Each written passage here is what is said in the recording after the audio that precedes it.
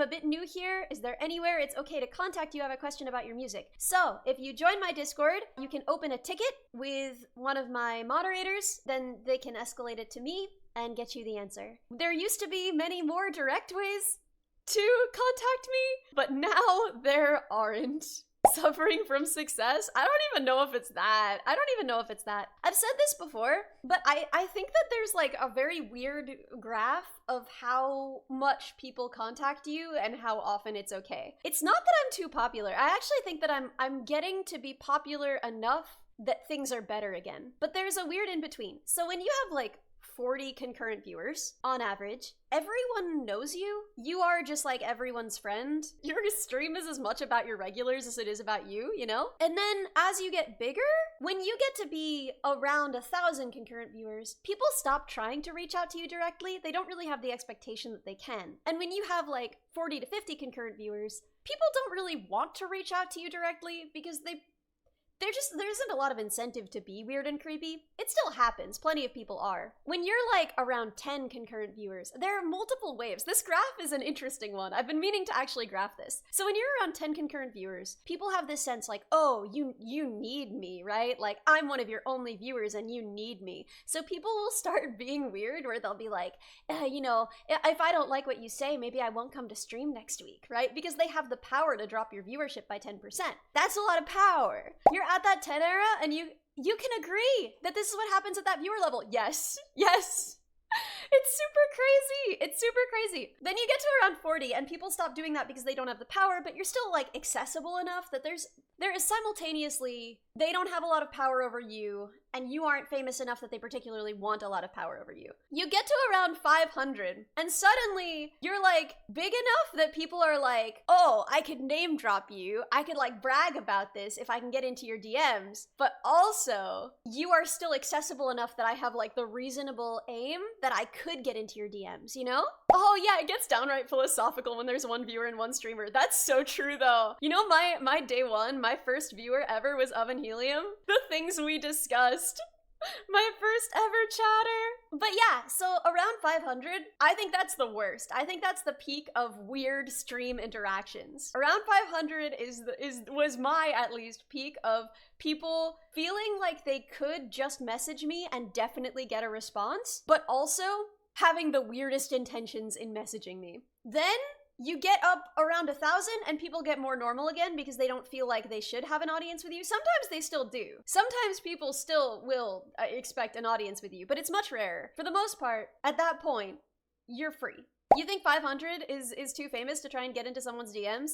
That was my experience, but also, I don't know. I think every community differs. I think it varies a lot. That was my experience. I think one of the most interesting things to me is that, like, clout chasing exists at every size. At every size, there is clout chasing. When I was rated and I grew a lot, people started saying like, oh, be careful, beware of your friends, they'll start clout chasing. And it's like, listen, if you have 40 concurrent viewers, there are people with 3 clout chasing you. There just are. If anything, there are more of them because it's easier to like get in touch with you. If you have 500 concurrent viewers, there are people with 100 concurrent viewers clout chasing you. It's less about viewer count and more about how active the chat is. Complicated, I don't know. Plus, the things correlate very strongly. How do you interact without clout chasing? Just aim for friends in the same bracket or something? I don't know. I don't think it has to be bracketed. I think there's no reason it has to be bracketed. I don't know. I have friends of all sizes, right? Sunny is my friend, and she's officially up to a year. You should follow her if you haven't. If you go to a non-VTuber stream, chat density goes down by like half? That's crazy. I had no idea. I mostly watch VTubers. I don't think that it is necessarily about only finding people in your bracket. I think it's just about engaging, like, very earnestly and being 100% honest with yourself. Am I talking to this person because of them or because of what they can give me? But yeah, I think that it's genuinely pretty hard to even know for yourself, but I think it's important to take a step back every once in a while and ask yourself, like, do I mostly raid people bigger or smaller than I am? Why? Do I mostly talk to people bigger or smaller than I am? Why? If this person had this concurrent viewership, would I be as likely to accept a collab with them? Why? And I think you really have to do that kind of interrogation regularly, or it's really easy to be affected by the incentives that exist in the industry. And I think just like getting to know every person as a person, if you're gonna work with them, not that you can't have like purely business relationships in this world, but I think that that's a good way to prevent yourself from getting caught up in the whole clout thing. And I do absolutely try. It helps that I was never very interested in clout.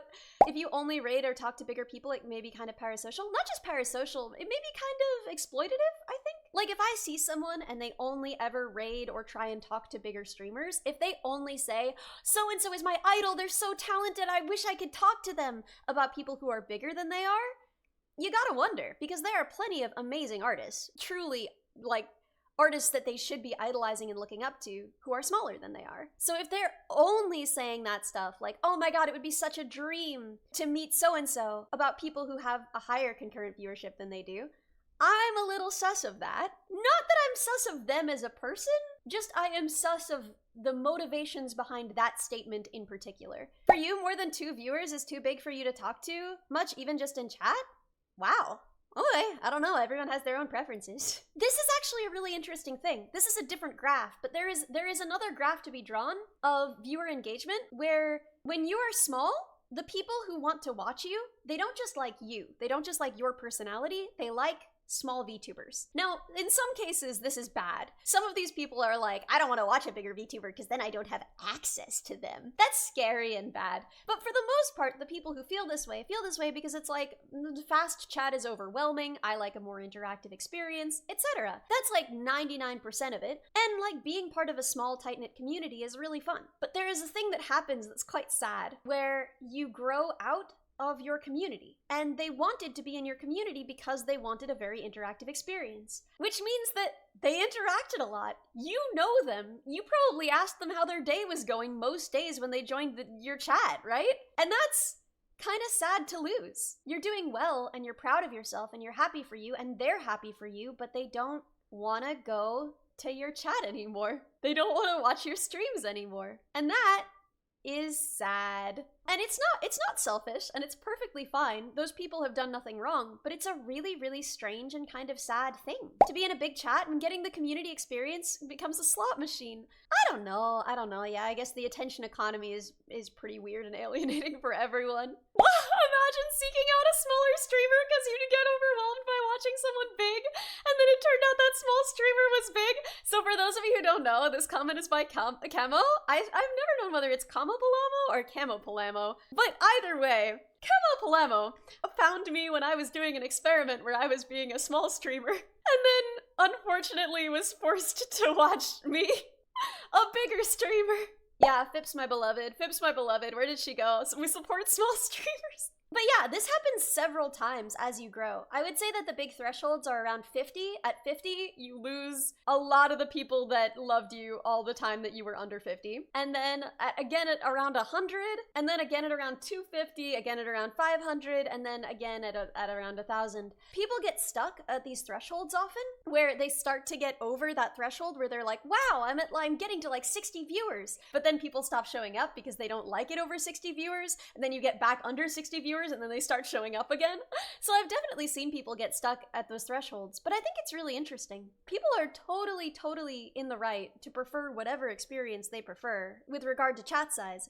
It's just a very strange experience for the streamer, you know?